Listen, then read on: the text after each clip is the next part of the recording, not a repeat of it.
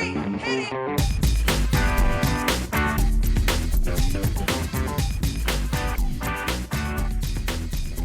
Good morning, good afternoon, good evening, and welcome to today's Caffeine for the Soul. And today I want to share something that's really fresh for me. Now, the plus side of sharing something that's really fresh for me is it's really fresh. The downside is by the time I'm done, I may have less of a point than I think I have now. But let's find out together, shall we? I was half asleep the other morning, and I was sitting there, and I had an insight sort of in that twilight zone between being asleep and being awake. And it wasn't quite enough to get me out of bed to write it down, but it was enough that I did remember it when I finally did wake up. And I'm going to do my best to share it with you. I was thinking about what is the essence of what this understanding of the nature of the mind, this understanding of the principles behind the human experience.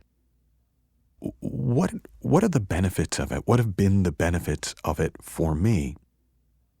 And I realized that one of the big benefits of it for me is I'm much more comfortable in the unknown than I ever used to be. In fact, I'm much more comfortable in the unknown than most people seem to be. It's kind of my happy place. In other words, when I don't know what's coming next, for a lot of people, it's like, oh my God, I got to figure it out. For me, when I don't know what's coming next, I can relax. I don't have to figure it out because I don't know what's coming next, so I know I can't figure it out. So I get to just show up and be present and respond. And there is something in us, a deeper part of the mind that is so responsive that when we show up and respond to what shows up, we all do really well. And as I was thinking about that, I thought, well, that's really helpful in performance. That's really helpful in relationship. So it's helpful in performance because instead of having a lot on my mind, I'm really present. And so I can respond to whatever's going up. I remember coaching some comedians a few years back. I go through stages where I coach categories of people, not even intentionally, but I went through a stage where I was coaching a lot of comedians. And I remember one of them was concerned about heckling. And as we explored it, and being heckled, if you don't know, is when somebody in the audience shouts out stuff and kind of makes fun of you or tries to take over your show, was that if you're trying to do your show as if it was pre-recorded, then a heckler's a problem. So in other words, if your show is so scripted and so tight that any interruption is going to be problematic, that's not really conducive to stand-up comedy because that's not the nature of the gig. That's not the nature of the audience until you get to a certain point and then they hush up out of respect. But if you are comfortable in the unknown, if you're comfortable making it up as you go along, you find that actually whatever is going on in the audience becomes the basis for what you do. And if you've ever seen, a lot of people know Howie Mandel now from America's Got Talent, but he used to be, years ago, he was an actor and he was a stand-up comic. And I remember going to see him as a stand-up, and his entire show was responding to hecklers. Like, if nobody shouted anything out, I don't think he would have had much of an act, except for blowing up surgical gloves with his nose.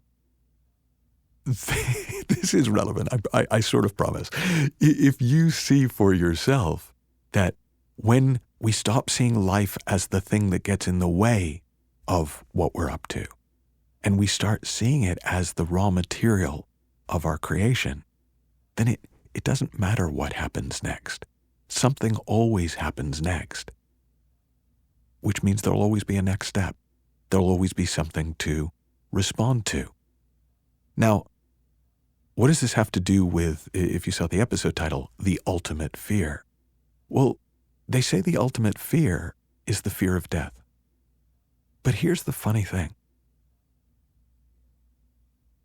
Death is the ultimate unknown, right? I was actually saying this to my wife because when I woke up, I was like, oh my God, I just had this huge insight that understanding these principles has taken away my fear of death because death is just a big unknown. And she said, well, no, people know. I mean, your friend Anita Morjani, she died. I mean, she knows what it's like on the other side. And I said, yeah, but The people who've died and have an experience and share what they've experienced, it always sounds really nice.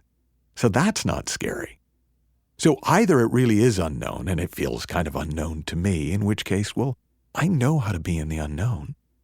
I know exactly how to be in the unknown. In fact, I'm at my best in the unknown because I can just show up and respond to what shows up.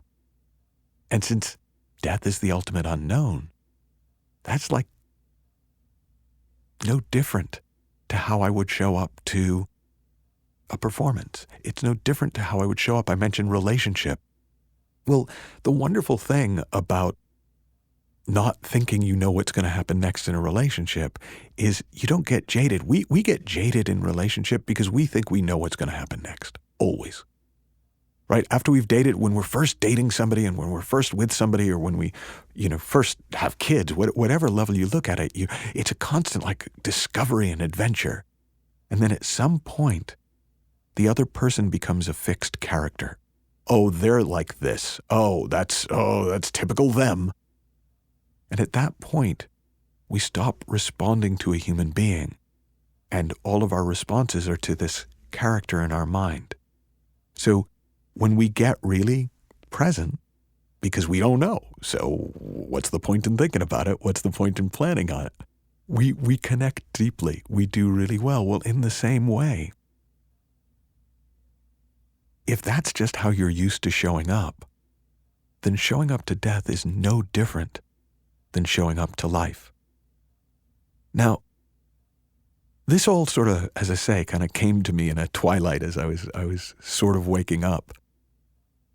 But what it's done for me, just in the week or so since I had that experience, is it's just given me an incredible sense of calm.